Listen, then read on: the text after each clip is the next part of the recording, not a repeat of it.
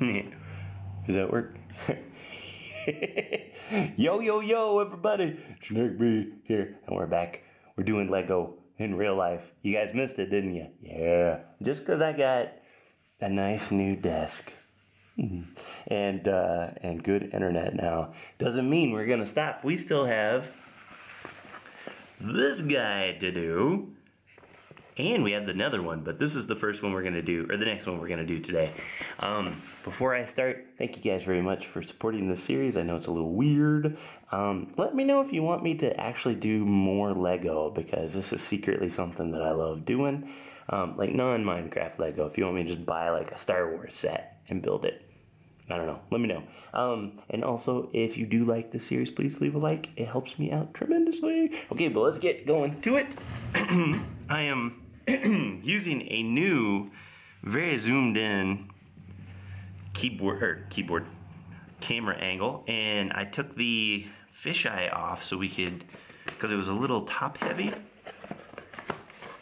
and so it wasn't allowing me to do my stuff, wasn't allowing me to bend it at the angle that I needed to bend it at.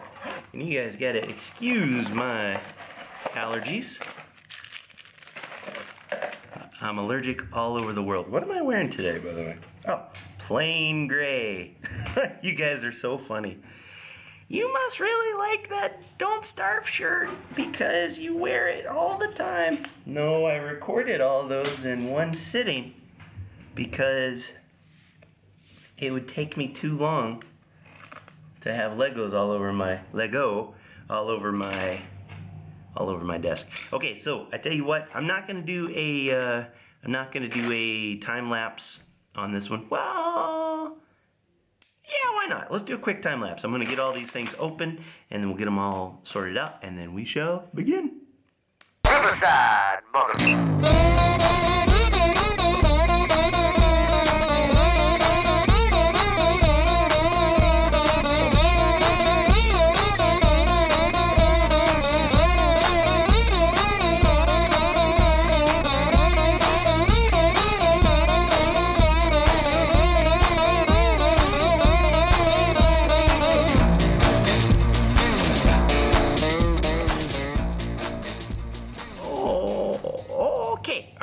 And now I even think, watch this, can I do it? Oh, it won't let me do it. Okay, I thought I could zoom in while I was doing my thing. That's all right, that's fine, don't worry about it.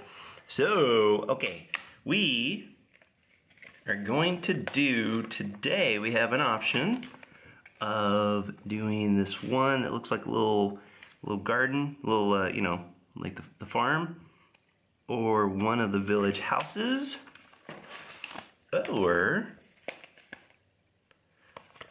a bigger village house, or the big, snow-covered mountains. I think I want to do this one. Seems like it's the coolest. And even this guy. Yeah, do the farm. It's so cool. That's you guys. Oh my God, Generikb, do the farm. He's so cool. Okay, so it's telling us all about the fun stuff we could do. Yep, farm is the first. So I'm gonna put this right like that. Now, and I'm gonna bring this in just, does that help at all? If I bring it in just a little bit? That seems pretty good, right? Pretty zoomed in. All right, so I am gonna try to tell you guys some stories while I'm doing this, and that should make this a little more interesting. I know you guys, some of you had mentioned that as a suggestion. And now the funny thing though is going to be me trying to tell a story while I am building this. And you let me know. I'm just going to do one episode like this, and you let me know if you like it better than the other ones. And if you do, then I will try my best to continue doing them like this, right? Because this is all for you. It's all for, but secretly it's for me. Because then I get to play with Lego. Alright, so let me see. Growing up. Let's pick a growing up. Oh, and if you want to know any other Any other stories? If you want me to tell a story about something, let me know in the comments, would you? All right. So I am going to tell a story about me when I moved. I moved around a lot as a kid. So on average, I moved between birth and going to graduating high school. I moved on average of once a year. I moved 3 times in the 3rd grade. 3 times in the 3rd grade. I went to 3 different high schools. And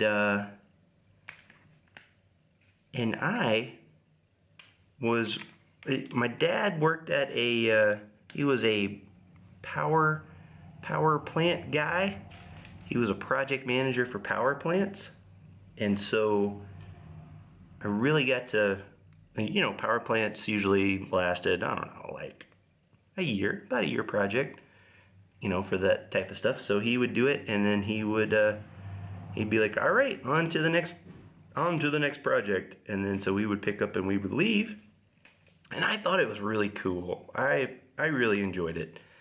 Because, some people would think that that's a nightmare. I'm going to put this right a little bit closer. Some people would think that that's a big old nightmare. Because, like, imagine you got your friends and everything that you've built. And then, next thing you know, you're off and you're in a completely different city. We never left the country to live, but it was always, everywhere from Florida to Massachusetts, Texas. I mean, just everywhere, right? And I liked it because you always had a chance to start over. Not that I ever needed to start over. There was never a time where I was like, well, I sure have screwed up things here. It's not like that.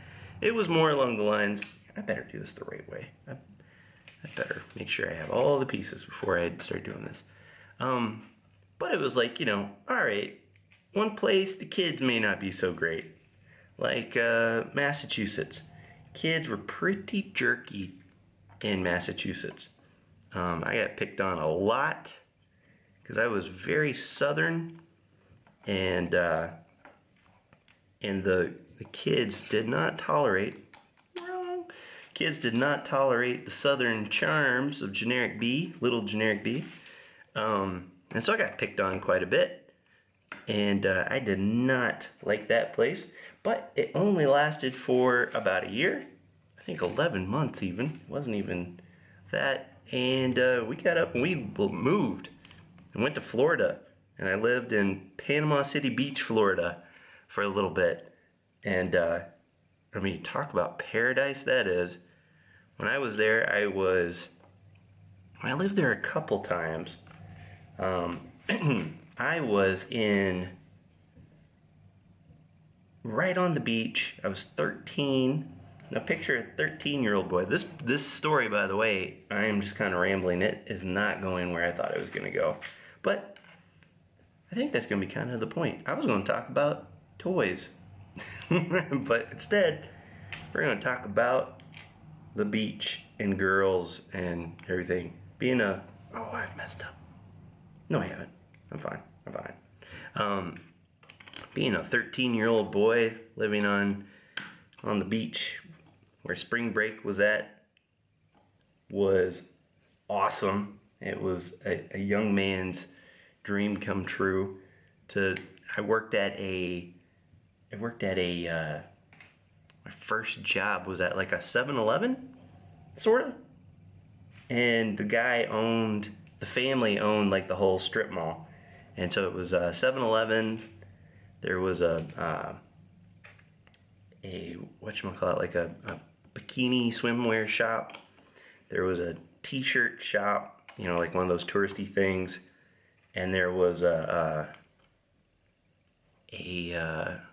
Mickey Mouse store, even though we weren't anywhere near Orlando. And then there was the laundromat. And I worked at all of those, and it was awesome. But you know, it was great. Okay, so here's what we got so far. That's got to be redstone, right? That little bit. But what's the? I wonder what that is under it. It's a little white. Can't be quartz. Oh, and it's got a little. We're getting places on this. I wonder what this stuff is. Oh, I could try to build this a little backwards. I'll screw it up if I do that though. Maybe we'll try. Yeah, I tell you what, there is a something good about moving around a lot as a kid. I think it really made me who I am today. Oh, this is interesting. Is it? I'm not colorblind, but hold on. Nope, this is these other ones. It really like built my personality and made me very outgoing because sick. Look at this. Because you sit there and you go, well, you're in a new place and it's Darwinism, right? It's survival of the fittest. You're either gonna come in and you're gonna make friends, or you're gonna be hating life for the rest of the school year until you move. That's pretty cool. I guess a little torch action and some kind of entrance to something, but I don't know what that would be. Huh, okay. And so it was really nice because, like, you know, you sit there and you go, all right, it's game on time. I'm in this new place.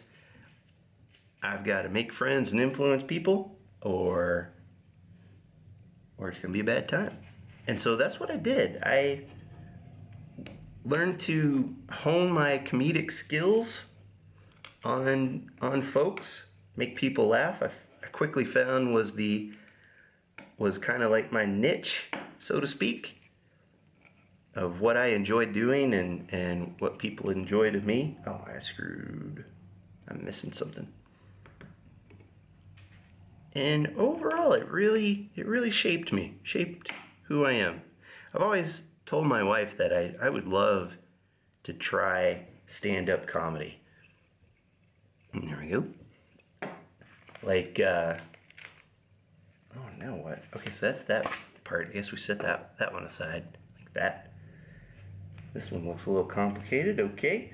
And actually, every time I talk about it, stand-up comedy, I have these little pipe dreams about doing it, and I picture myself.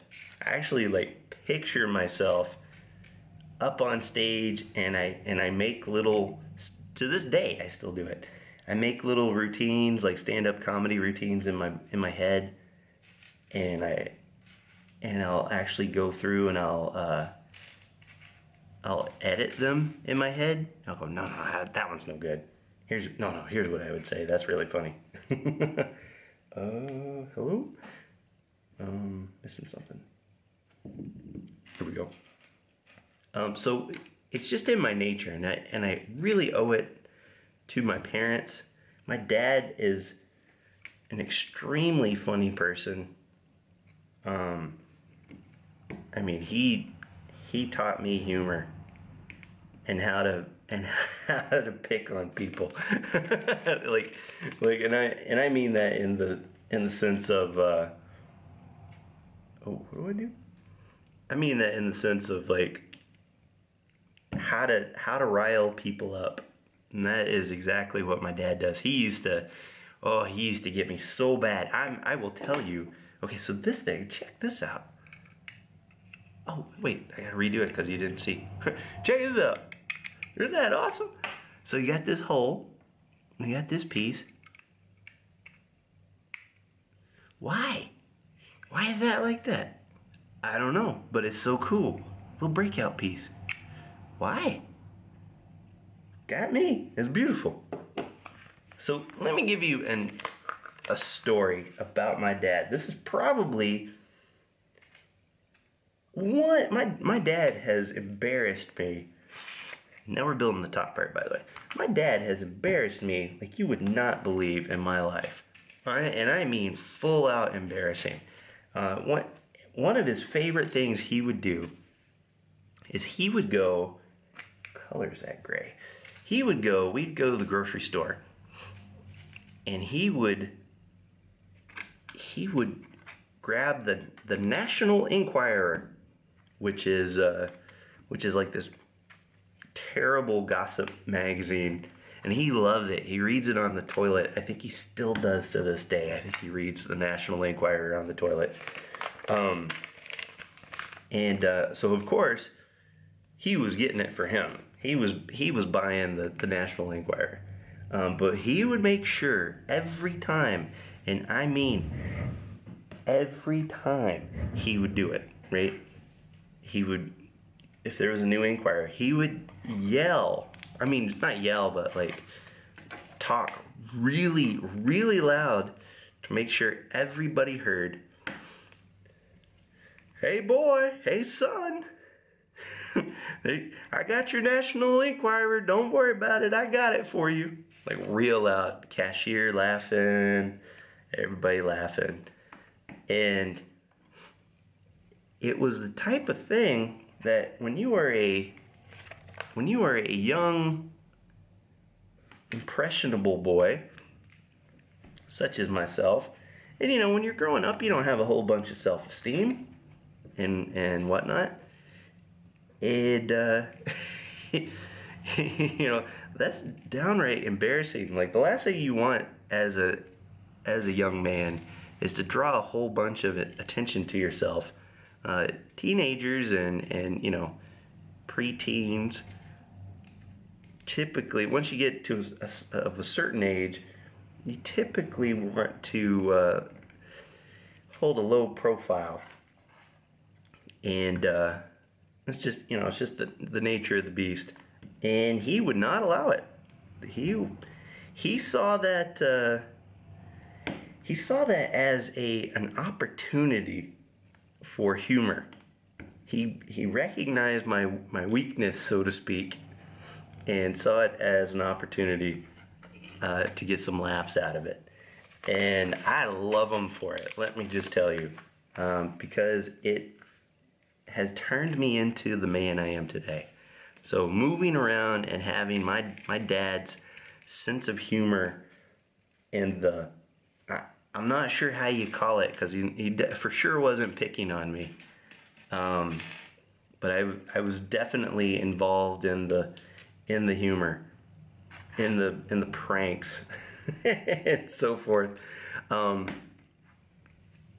So and that's why you see me a lot of times, you know, on the server. I love pranking people and riling them up, and I love riling you guys up. There's nothing I like better than getting borderline hate messages from some of my fans. You know, like I stole Paul Soares Jr.'s donkey, and oh boy, at the messages I got on that, you know, and to me, I've talked about this before, but I really enjoy that, because it means that I'm doing my job right. You know, and when I say job, I mean I'm doing what makes me happy. I'm doing my life right, and I'm carrying the torch of what my dad did to me. And I love it. I absolutely love it. But this one time, I gotta tell you that I remember this. This is one of those life scarring, but in a good way, type of times. My dad was at. We had just moved to Chattanooga, and I had met a few friends. I kind of ran with somewhat the nerdier crowd when I was in Chattanooga. So it was, you know, because I was a smart kid. You know, went to all the AP classes, which are like advanced placement. Like if you take them and you get a really good grade, you get college credit for some places, stuff like that. And so I ran with that crowd, and I was like, you know, I want to get these guys together, you know, just kind of show them I'm an okay kid, and then we can, ooh, 3 of these, and you know, and then we can be friends forever. And so I brought them over to my house, and you know what though? Oh, hold up. Oh, you're so, wait. Yeah, oh, you know what? I'm gonna have to hold that, oh, wah, wah, wah. I'm gonna have to hold that story until next time. It is a wonderful story, but we have completed the first part. So we got, I like how they did this. The wheat is fully growing, and this one's like kind of half grown. Got the water in the middle. I'll be honest, I'm not really sure what that stuff is. If you guys let me know what that is supposed to be, especially with this little breakout business, let me know, because I love, this is cool. This is a really cool one. But I'm just gonna put it like that. Sorry if you hear the traffic in the back. I have some, let me show you before we end this episode. I have some of these curtains that are, and they are, I still haven't got a haircut, by the way. I'm going today. So these are supposed to be acoustic material things, but I needed a lot more light, so that's why I'm not using them. I have a little hair on my. There we go. Yeah. Okay, but that's it. Next episode, I am for sure gonna continue the story of my papa and what he did to me as a child. But until next time, take care. Brush your hair. I'll see you when I see ya. Brush.